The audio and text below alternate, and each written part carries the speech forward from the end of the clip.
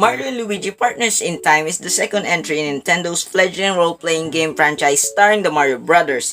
The series began with quite a bang in 2003 with Mario and Luigi Superstar Saga, a polished action RPG for the Game Boy Advance. For the next entry in the series, Nintendo and developer Alpha Dream have moved the sequel to the DS, have done some tweaking to the winning formula introduced in Superstar Saga, and have taken advantage of some of the bells and whistles offered by the dual-screened hardware. The end result of all this work is a sequel that maintains the same level of quality as its predecessors but falls just a bit short of surpassing it.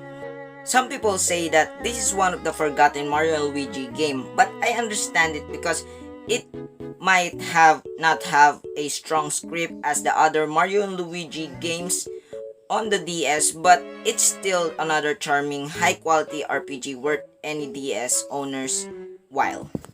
The story of the game involves Mario and Luigi time traveling between their present and past times and teaming up with their infant selves, Baby Mario and Baby Luigi, to stop the invasion in the past by the enemy alien species called the Shrubs. The English and Spanish names of this game are puns on the title of the short story compilation Partners in Crime. At the same, they need to collect Cobalt Stars for Professor Egad's time machine.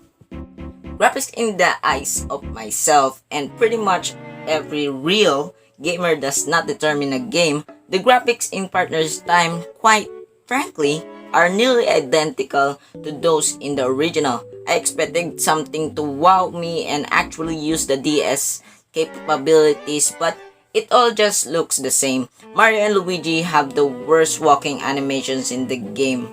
When they walk in battle just about anywhere, they just look bad. At least the graphics are somewhat good and not too pitiful.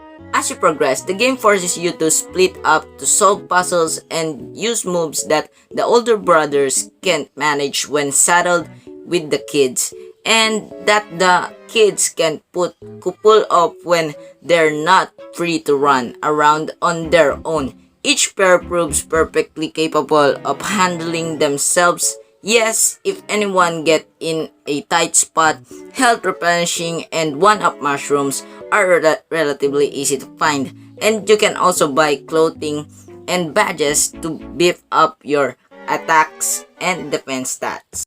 But all good things have bad things. To get an overview of the gameplay, take everything that make the original unique and amazing, take it out, and you have this sequel. Yes, some people might say that all Mario RPGs are the same gameplay, but take this in sample.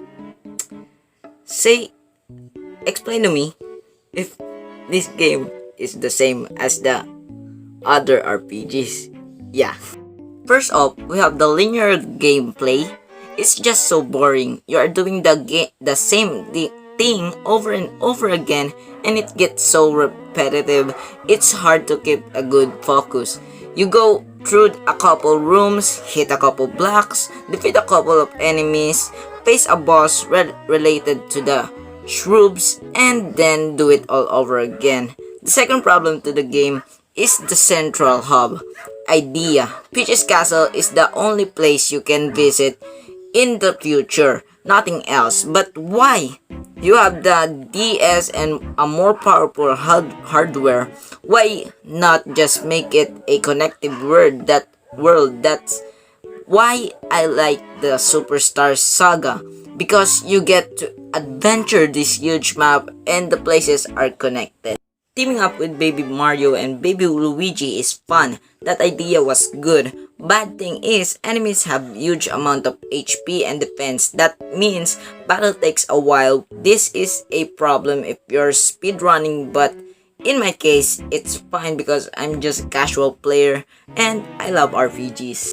The audio in the game is arguably the weakest link in the experience and is one of that may try your patience. The good news is the voice and sound effects are all spot on. You'll hear a good assortment of speech samples peppered throughout the game.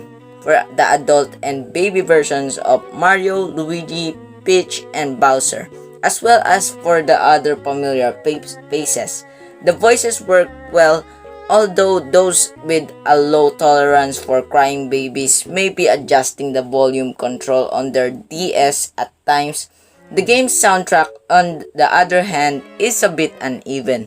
While Partners in Crime, Time, features the elements of a solid soundtrack, thanks to unique themes for each locale and the familiar themes that come in during story sequence. It's missing a strong battle theme that made Superstar Saga's theme catchy regardless of how often you had to hear it. The theme isn't bad, it's just forgettable. But at the end of the day, Mario and Luigi Partners in Time is a perfectly fine sequel that hits just about every point you would want in a follow-up. The visuals are excellent and the gameplay might lack the kick of Superstar Saga as well the story, which keeps it from surpassing its predecessor. And I almost forgot replay value. Yeah, let's not talk about that. Still, it's definitely a game worth playing for the DS. Even though Bowser's Inside Story is a better title on the system, Partners in Time is still worth checking out. So guys, I'm gonna end this here. If you guys love this video, make sure to hit that like button and subscribe. If you're new to the channel, make sure to comment. Comment down below your suggestions and I might do that, your suggestions. And see you guys on the next video. Goodbye.